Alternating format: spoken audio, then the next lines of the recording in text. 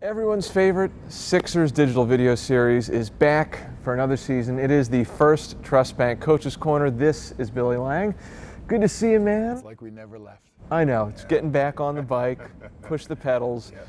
It was interesting. On Monday, when the Sixers were in this building for practice, there was a massive media throng in here. It feels like in the city there's so much excitement. Are you guys getting those vibes in here? For sure. You know, the Eagles are winning, so like everybody now just wants to watch the next thing, and we just happen to be what the next thing is, where we start off tomorrow night in Washington. I think this start of a season always has excitement. I think there's a lot of excitement attached to this, you know, with Joel's contract and Ben being ready to play and a #1 pick in Markelle, and you got guys like Dario, and then we signed some really key guys in the off season, the return of guys like Jared Bellis, like it's exciting. So whether it's this season or just the start of basketball, all the time you can feel at this time of the year, people are ready to get some hoops going. We saw some really encouraging flashes in the preseason, especially the final two games. Great wins over Brooklyn and Miami. What were the coaching staff's takeaways from the exhibition games? Well, I mean, I think one, we look at it holistically and not just the last two games. I think it's important to remember that Dario did not play in the first two games. Then his first game back, we don't play with Robert or JJ. And in those first three games, there was no Joel, who's a critical part of what we do. So adding Joel the last two games with Dario, with Robert and JJ, and then just the maturation process of Ben along those first three games allowed us to play better in those last two. And really, we haven't seen a healthy Markelle yet either. So we still have a lot of room for growth. But our takeaways were, we talk about defense all the time here, and we talk about running off our defense all the time. And in that Brooklyn game, when we really made that jump, it was we got stops with a hellacious type of defensive attitude, and then we just turned it into fast break points. And that's what we want our identity to be over an 82-game regular season. So we were excited about what we saw. All right, game #1 on that slate, nationally televised Wednesday at Capital One Arena in Washington, D.C. Wizards had their best season last year in 4 decades, Eastern Conference semis. Any coincidence that it was also John Wall's most productive season to date? Well, he's terrific. We were talking off air about him. He's a one-man fast break. Even in the game that we won last season after All-Star break, he just made some plays that were tremendous. In the open court, he gets a long rebound off a missed three-point shot, and he's out. So the start of defending him is really off your miss. You know, people talk about his pick and roll in the half court, and he's terrific.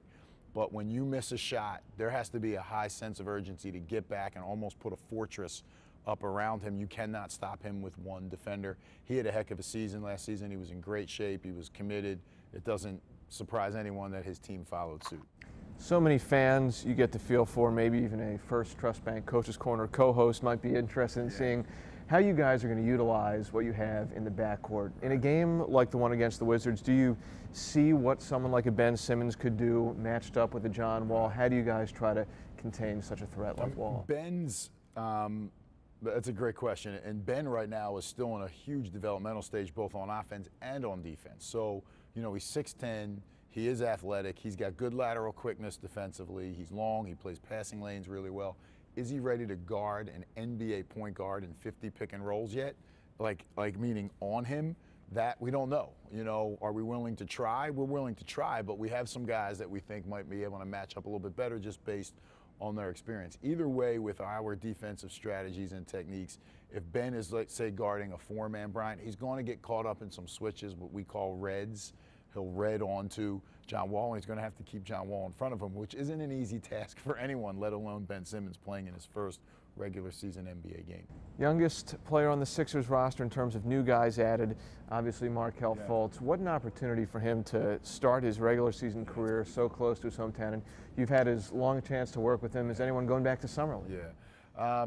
He's excited, obviously. I'm sure it would be no matter where we were playing. You could put us in Minnesota or Milwaukee or Phoenix or LA, but when your first NBA game is in a city that, you know, you've built your reputation in as a DeMatha high school basketball player and on the AAU scene in a great basketball city in Washington, D.C., he's probably pumped up. We will not have to get him ramped up for this game. And then he's going to be playing against some really good players that we've already talked about in John Wall and Bradley Beal. You can try to be like, oh, calm down and, you know, let the game come to you. This is the NBA. There's going to be 20,000 people. It's on ESPN on opening night. You can forget about it. It's just try to maximize that energy and just tell them to go play hard and have fun. But this is awesome for him. One down, Billy. Oh, man, you got Thanks it. so much. Sixers and the Wizards, 7 o'clock on ESPN Wednesday night.